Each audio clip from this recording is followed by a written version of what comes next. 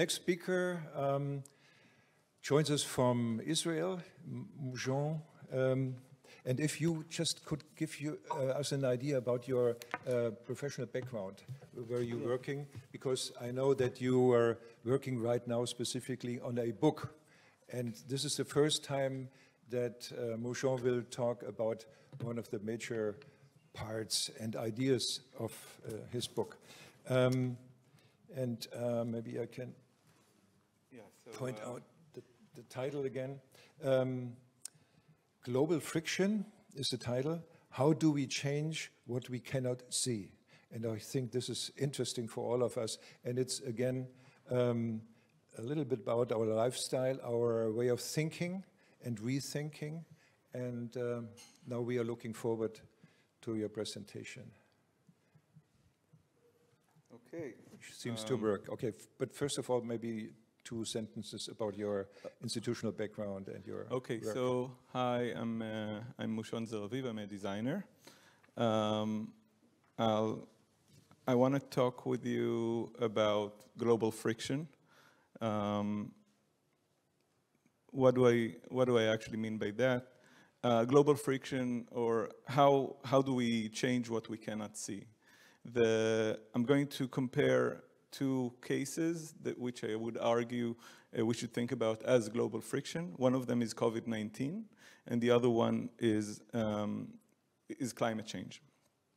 So about me, I'm a designer and educator and media activist based in Tel Aviv.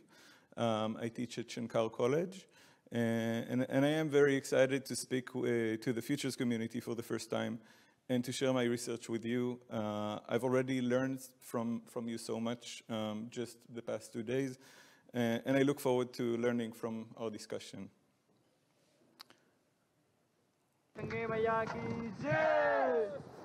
Okay, so we gently flow down the river. Okay, forward guys, forward, forward. Fast forward.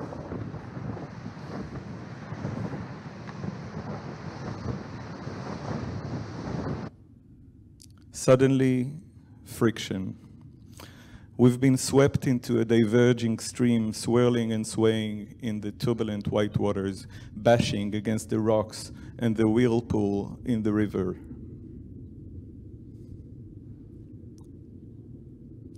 In spring 2020, the predictable flow of our status quo abruptly diverged by the coronavirus.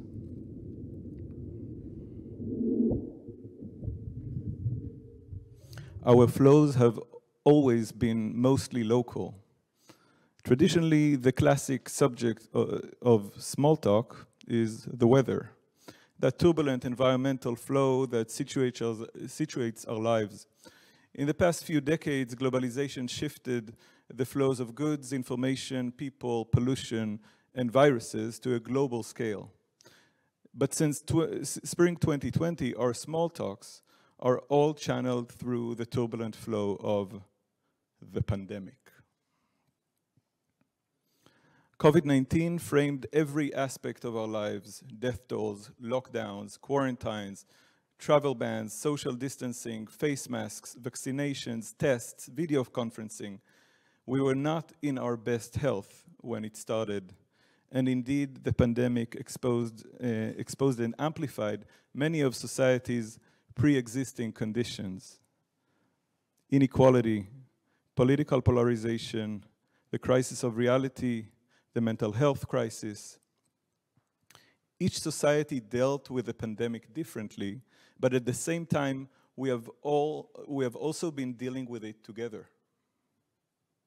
Despite the wide impacts of past pandemics, world wars, and the nuclear age, for the first time with COVID-19, all of humanity have found itself not on the same boat, but caught in the same turbulent stream, fighting for every breath, just trying to keep our heads above the water. The pandemic is arguably the first global friction event, but it is definitely not the last. For years now, climate change has been a steadily increasing global crisis, yet we do not experience it globally at the same time.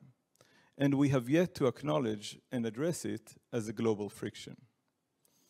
Both our warming planet and the virus are invisible to us. Their scales are either too big or too small for us to see with our naked eyes. How do we change what we cannot see? To design is both to plan towards a future we cannot see and to create the plans that show how, that give shape to these invisible futures, to what may lie ahead of the curve. Let's talk about the curve. Pretty early in 2020, this was the way we visualized the possible futures of the pandemic. Flattening the curve was both a chart and a call to action. It focused on two mitigation scenarios and advocated flattening the peaks of hospitalization to avoid overwhelming our health systems. However, it accidentally also visualized a future affordance for flattening the end of the curve back to pre-COVID levels. It suggested that if we just hold our breath long enough, all of this will be over. On one hand, it overpromised, but on the other hand, it inspired resilience. We know now this was a false hope, an empty signifier. Almost 2 years later, with new variants, slow and partial vaccination, then boosters and no herd immunity or cure in sight, and another curve, and another curve, and another curve, we are still deep in troubled waters. But the hope of resilience, inspired by this chart, provided the anticipation we needed for action and adaptability, both personally, locally, and globally. Climate change provides us with a similar chart, also comparing different scenarios. But what futures does it inspire? And what possibilities does it give shape to? Comparing between different carbon scenarios, their temperature rise and their differing disastrous levels simply does not inspire action. This chart visualizes that if we act quickly to dramatically change almost every aspect of our lives, we just might be able to enjoy one scenario of a horrible environmental collapse and not the other, even worse scenario of environmental collapse. It demands we give up on our privileged present immediately and begin enduring the catastrophic future right now. While flattening the curve had the message of resilience, basically saying, hold tight, this will soon be over, it tricked us from resilience into adaptability, to an entirely new flow. Global temperature prediction basically anticipates the apocalypse, saying we have literally nothing to look forward to. I think we need something to look forward to. We need truly pluralistic futures, topologies to navigate through our changing climate. Looking downstream, we can identify 5 different future topologies, 5 different flows. These may seem similar yet different from data's growth, collapse, discipline, and transformation. That's for a reason. We'll start with the status quo. Existing patterns won't change. So, for example, it's just the common flu. Climate change is a liberal hoax. Don't mind the friction, just go with the flow. No matter how the river bends and swirls, none of it really threatens the mainstream. Collapse. Our flows, as we used to know them, are over. Pandemic dystopia, environmental extinction, robot apocalypse, but also ending but maybe also ending our reliance on carbon energy, right? The river runs dry. Resilience, acknowledging the volatility of the status quo, but believing change is preventable. Flattening the curve, post-COVID, preventing climate change, it is always back to a discourse of resilience. This is just a temporary diversion. We are on our way back to our normative flow. Adaptability. Living with COVID is actually a new flow. Our lives are not pre-COVID, they're not going to become pre-COVID, there's something else. In the same way, living in a warmer, less predictable climate, how may these new flows change us? For example, the great climate migration is already here.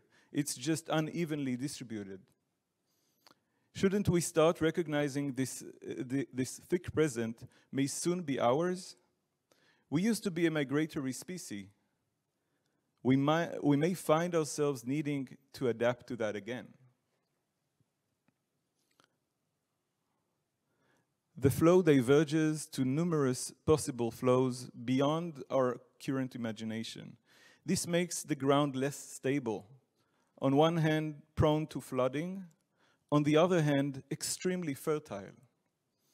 It requires us to build the flexibility and openness to anticipate and act within this landscape of complexity. Dramatic environmental changes may block some flows, but I want to argue that they may also open new ones. Solar punk is an emerging genre in science fiction and design, which, unlike its cyberpunk predecessor, is unabashedly utopian, equitable, desirable, and exciting. Solar power provides not only sustainable energy, but also inspiration as a natural resource of abundance, one that cannot be privatized and requires a network of sharing. It imagined distributing both solar and political power. It is a future to look forward to. Apparently, solar punk is already so desirable that some people already use it to sell yogurt.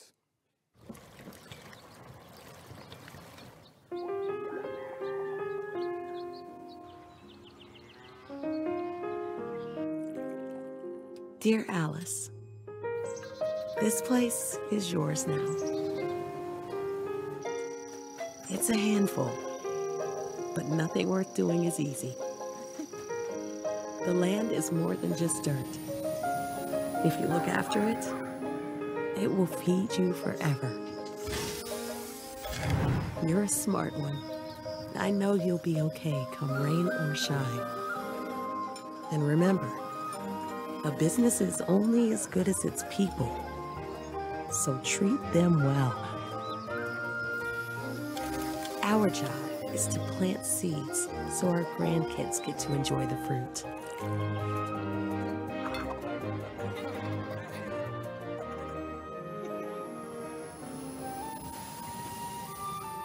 So, eat well, Alice, and keep planting those seeds. Because how we eat today feeds tomorrow. So as you can see, the product placement is already here. Now we just need to build the world around it. We often think that there can only be one flow, only one way of living. But every now and then, two flows combine, forever changing the world we've known before, providing new possibilities and new hopes. These 5 topologies are not mutually exclusive. They often intertwine. Different flows will demand different futures ethics. And to design them, we will need to both connect our futures back to the present and to map their friction. Friction mapping is one of the techniques I use both for my design work, in my creative practice, and as a futures and foresight facilitator. I started developing it leading to a set of foresight workshops on mobility policy in Israel, specifically looking at equitable and sustainable mobility. We started by raising issues of uncertainty. and use the 2x2 axis to identify both preferable and unpreferable transportation futures. Then we used the backcasting technique to draft a scenario that connects each of these futures back to the present. Friction mapping builds on the backcasting that identifies a plausible scenario from a future of interest into the present. Friction mapping argues that no future simply flows with no resistance, undisturbed. The friction is the resistance endured in the future scenario. Mapping friction on the path towards a preferable future would allow us to anticipate future challenges on the way to these futures and to start acting today. For example, in the case of transportation futures in Israel, we identified religious communities' blanket resistance to public transportation on the Sabbath. The friction in the thick present provides us with an opportunity to encourage religious leaders to already clear the way for autonomous public transportation in the near future. The friction on the way to undesirable futures may have been able to change the flow. In these cases, we need to become the friction. For example, on a governmental level, use regulation, legislation, and strategic taxation to negotiate the terms of entry for companies like Uber, preventing them from holding the market hostage, like they do in other places in the world. And indeed, Uber is not functioning in Israel yet. Backcasting helps us bring the future into the present so we can use it. The thick present, a concept that I was introduced to in the writing of Roberto Poli, provides us with a more nuanced reading of the present. Not as a thin, durationless interface between the past and the present, but as thick and rich layers of periods, for which very varied durations spans from the past into the futures. In these anticipatory workshops, we map the thick present to understand how may friction affect its flows. This allows us to realize that some futures are already a part of our thick present. Some require major friction for change to take place, and some have already begun transitioning away from their present flows as we know them today. This process allowed policymakers to use long-term scenarios as excuses to anticipate friction that can inform policy in the present. I have been using these techniques to map friction on the way not only to the future of the environment, but also that of diasporic European communities, ethical AI, the affordances of rivers, the Israeli-Palestinian conflict, and so-called post-COVID. Sea Change is the latest project in a series of audio tours Shalev Moran and myself have been conducting under the banner of speculative tourism. In it, we backcast the future of geoengineering the sea levels of the Mediterranean. Our backcasting starts at the year 2104 and goes all the way back to the 1920s. It involves the construction of a huge dam on the Straits of Gibraltar in a resilient attempt to regulate the sea levels. This is apparently not only a crazy idea, it is also one that was extensively explored in the past. So würde sich sein Wasserspiegel durch einfache Verdunstung jährlich 1,65 Meter senken. Auf diese Without giving too much away from the plot and the frictions along the way, I would say the storyline meanders through all 5 change topologies. Status quo, collapse, resilience, adaptability, transformation. You can explore this and other maps exploring environmental water issues around the Mediterranean at medlik.art. So write that down, I guess. To conclude, we need to get back to small talk about the weather. But they need to be different. And they need to be bigger. This research is a part of a book I am currently writing on friction and flow, a design theory of change. I would love to continue the conversations in the Q&A and after this session, and to find opportunities for future collaborations. Thank you very much.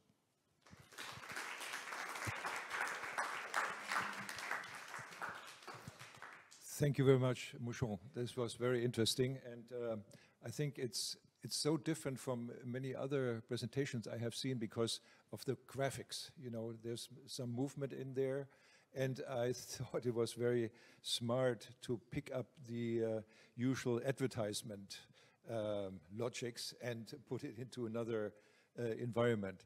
So, but since you're working on your book, you told me that you would be very interested on comments, on criticism, on ideas, on, yeah, input for you. So the floor is open, and I would just say I'm really new to future studies. I may, you know, you probably know a lot more than I do, so I would love to hear your comments and pushbacks. Can I speak without a mic? Is this fine? Or, I mean, or am I not? Whatever. For the online people. Ah, yeah, right, we're on the stream. So yeah, thank you for your presentation. So my question is on your concept of transformation, because you use the solar punk and also the advert or the commercial. And you could say, like, for example, that capitalism is so strong because it integrates everything and anything. And so is there actually a transformation towards a solar punk world possible if now already we have it commercialized in, like, you know, the capitalist system with this banal yogurt advert? So what's the transformation about? Is it also about the economic system? Or, I mean, capitalism also is a culture right now. So how could transformation be possible in your concept? So I think it starts with building alternative futures. Like, we cannot act if the image of the future that we have is the global temperature graph. Like, and you know, that's the argument that I'm trying to make, is that flatten the curve was transformational for the wrong reasons, or it implied something that it implied a model that it actually did not mean to imply, but that's what we were looking for. That's a part of what drove us into action. We don't have that with climate change. And what I'm interested in with solarpunk is that it really stands out as an extreme example of saying, this might be the friction we need to change a lot of things that we were not able to change before. Yes, because there's something so frictionless about the flow of capitalism, right? And I would say it's even beyond the question of capitalism. Basically, everything that we've defined as progress has been an ongoing crusade against friction. Everything that we see around us, in this room and every day, is built to push the environment away, to push the frictions of the environment away. It's not only us, it's our grandparents that from all of their education was about how can we be innovative enough to push the environment away. We have not slowed down to ask, like, is there a problem here? What are the consequences? Now we have to do that. But there's something about the discourse that is just so religious. It's like, you have been really bad, and now you're going to endure the apocalypse because you have been bad to Mother Earth, and Mother Earth is going to have its revenge on you. Like, we will not break this framework of determinism if this is how we think about this crisis. So yeah, I use that commercial both because it's beautiful and because there's a grain of salt there, and there should always be a grain of salt in our images of futures. But I think that the fact that we're starting to see images like that, alternative images of futures, appear even as an opportunity for product placement. You don't put product placement next to something that is not desirable. So I actually think that I want to see basically everybody trying to sell their offering next to an image of solar punk or other desirable futures of how we may live with the environment. Okay, thank you very much. Yeah, thank you very much, Mushon, for this really amazing presentation. I liked it very much. But I have a question or a comment on the wording, on the terms friction and flow in itself. For me, both sound in continuity. Friction is break continuity in a way. And when you showed the first video on the flow, then I thought, oh, now there will come the rapids.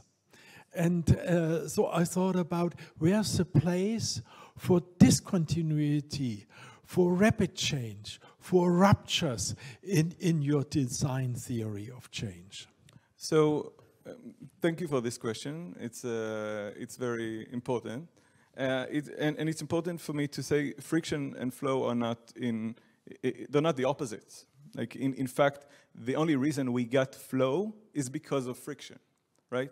There is friction that creates some, otherwise there would be no movement, right? So in fact, the way to design the flow is through friction. Like you wouldn't have rivers if you wouldn't have the friction of creeks and mountains, right? Then we need to look at friction as an opportunity.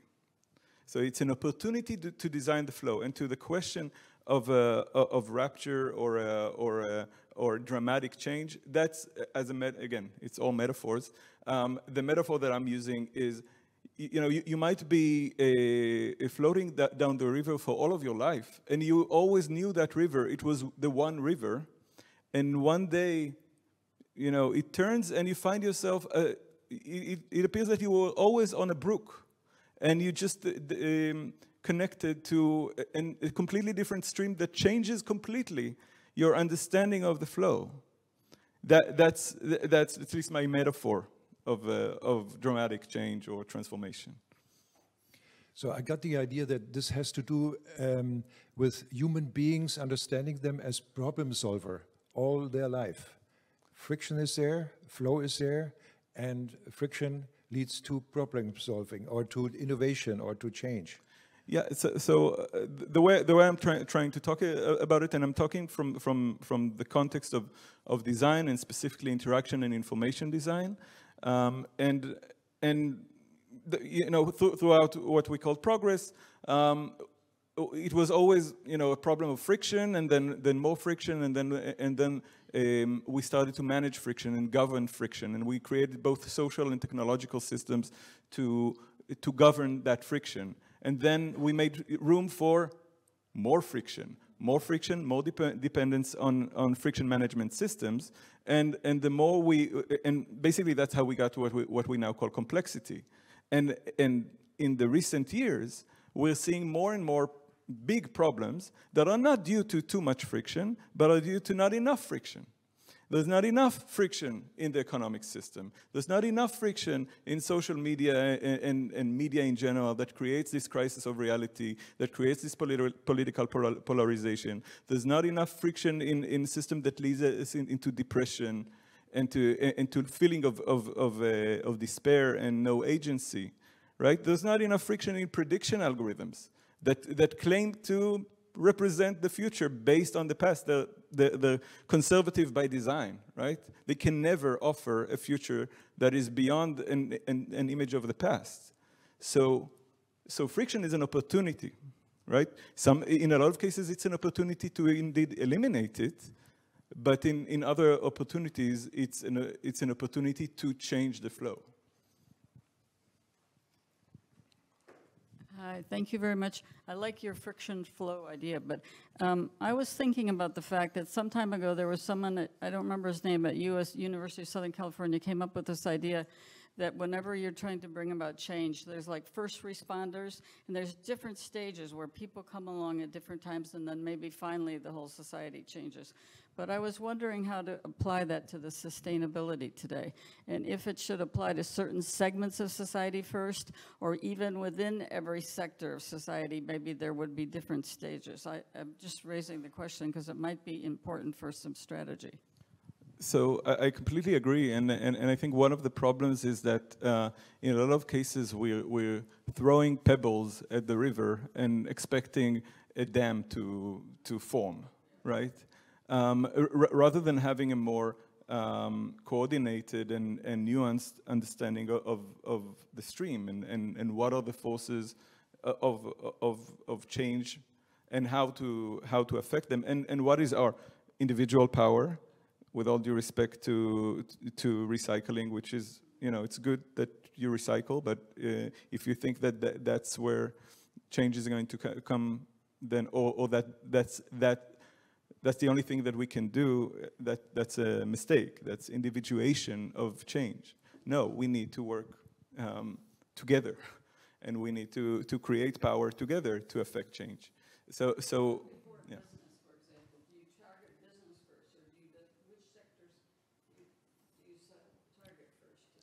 So I prefer to leave that question to the next talk because I think it's exactly relevant to that transition. But do you want to keep questions to later? There were maybe? 2 more questions, but I just made the mistake to take a look at the watch. Big mistake. Time constraints are some kind of friction, I think. So I would like to I don't like to, but I have to stop here. But I can promise that Mushon is out there after the session. So if you have questions or want to talk with him about this, this would be great. And thank you again for this.